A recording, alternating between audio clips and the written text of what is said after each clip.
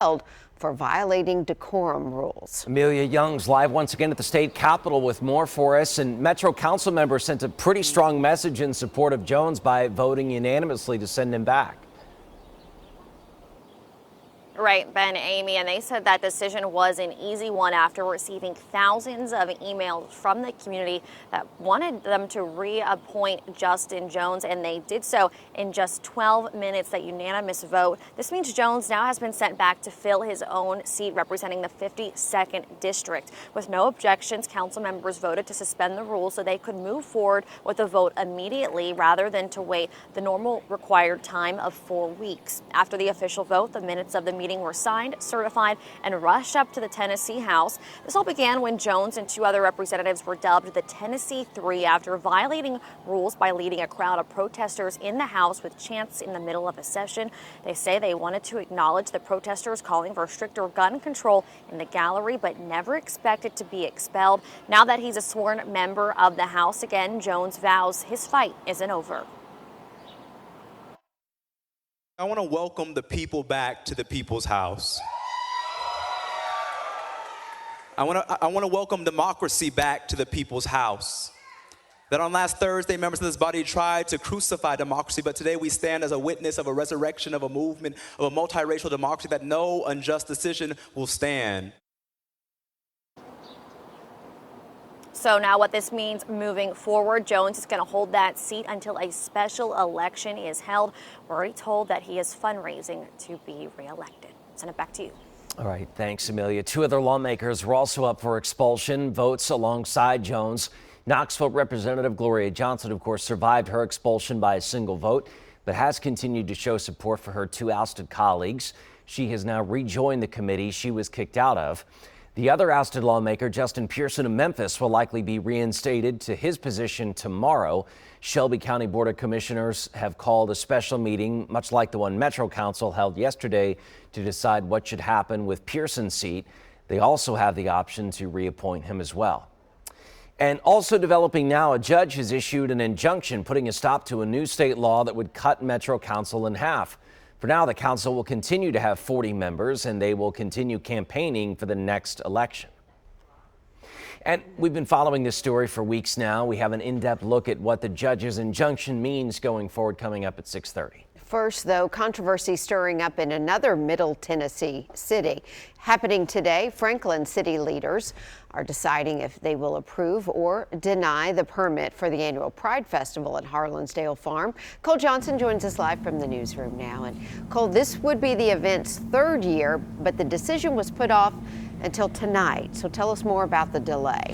Well, basically, a majority of the board wanted to wait for a community decency resolution to come up before a vote before the permit approval. But these two things, they're really seeming to be linked to each other. But we want to go a little bit further into this with that community decency resolution. It defines indecent behavior, including any act not lining up with accepted community standards of conduct, meaning things like nudity, lewd or sexual suggestive behavior, excessive and offensive, intimate public displays of affection, and more. If passed, it says the resolution will be enforced to the fullest extent of state law. Hypothetically, if this passes and something were to happen that violates the resolution during Pride, those organizing will not be able to use public city spaces for 2 years and will be cited and prosecuted. Now, all that being said, the permit for Pride is being recommended for approval according to city documents. It says the festival would not have a drag show as part of the entertainment, and the organizer offered to rent the entire area, including the dog park, so people on site will know they are attending Pride.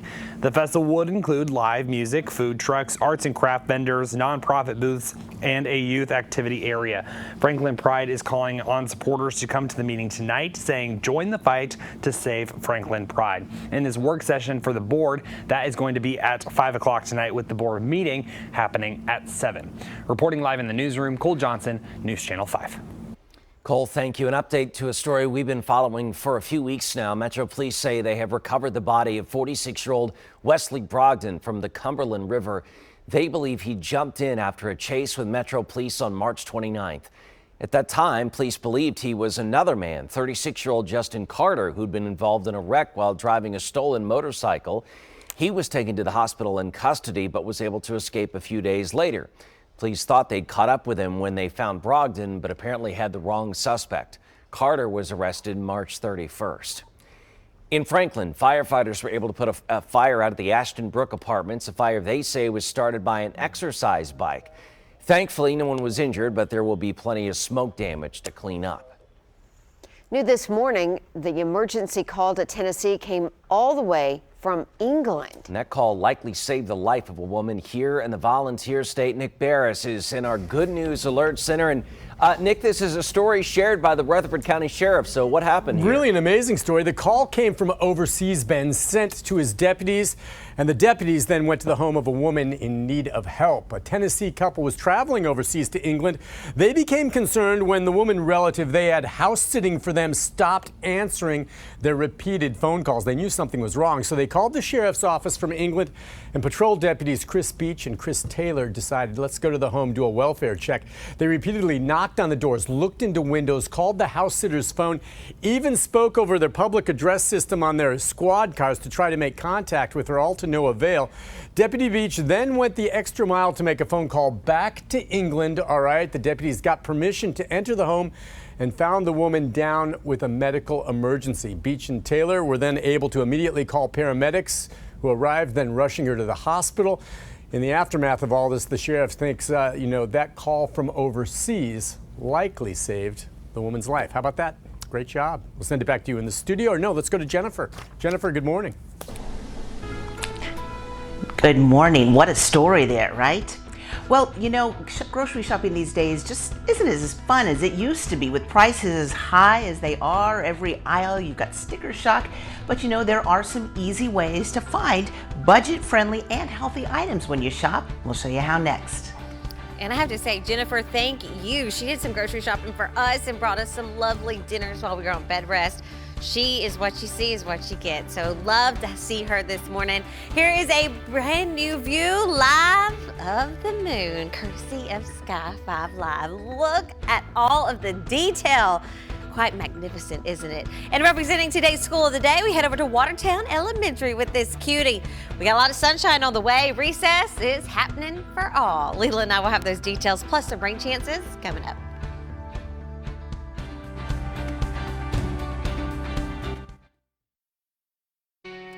Back here at 6:13, let's check your top stories on a Tuesday. Another person has died from their injuries after police say a bank employee opened fire with a rifle inside his workplace, a bank in downtown Louisville, Kentucky.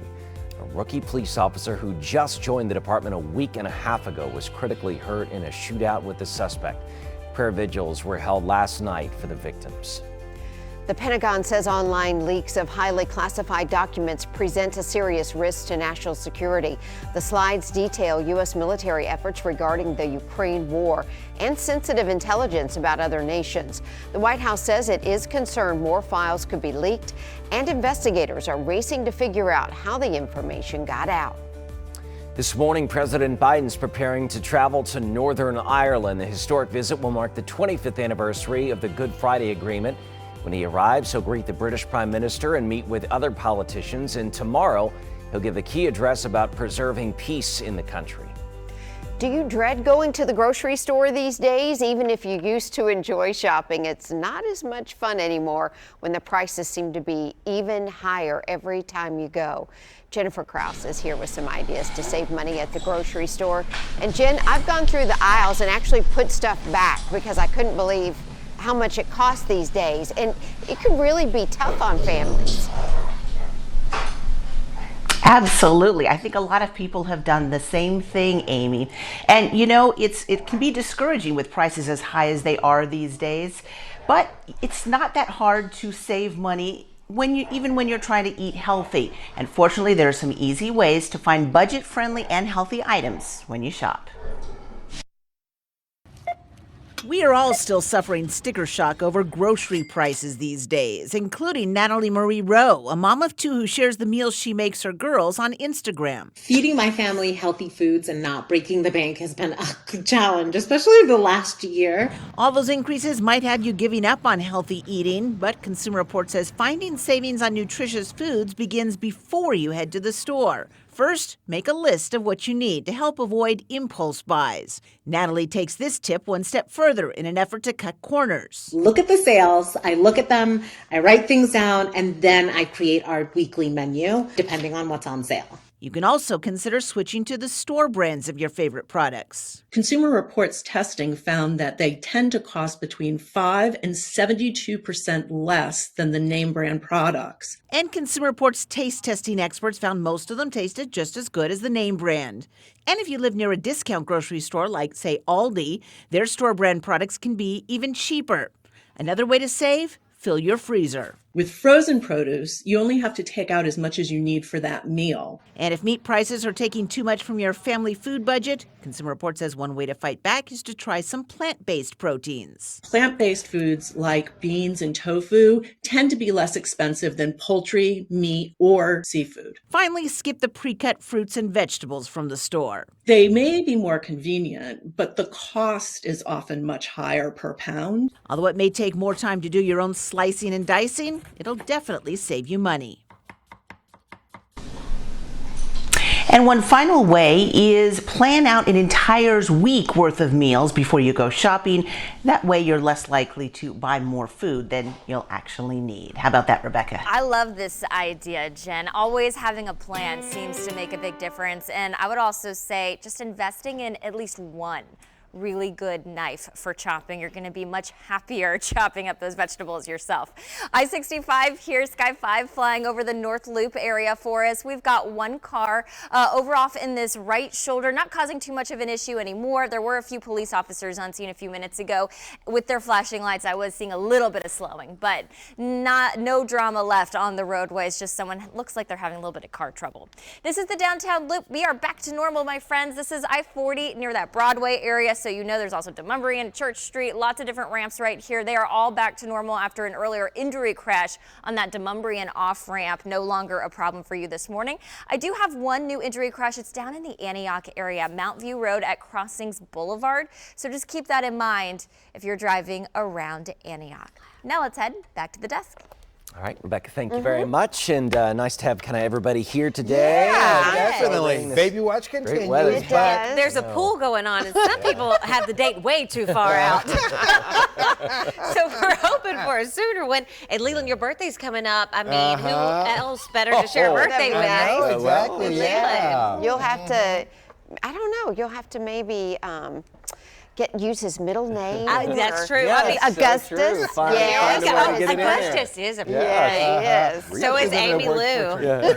Maybe that. Yeah. I'm not sure Augustus works for a girl, though, right? It is Maybe August. There you go. Yeah. But I think today's a good day to have a baby. I'm just saying, if anyone wants to pray that, I will be agreeing with you in prayer. Here's a live look thanks to Sky 5 Live overlooking Music City. We had that beautiful shot up just a second ago of the Batman building. Current temperature right now, 46 degrees to start off our morning. Winds are light coming in out of our south, only around 5 miles per hour.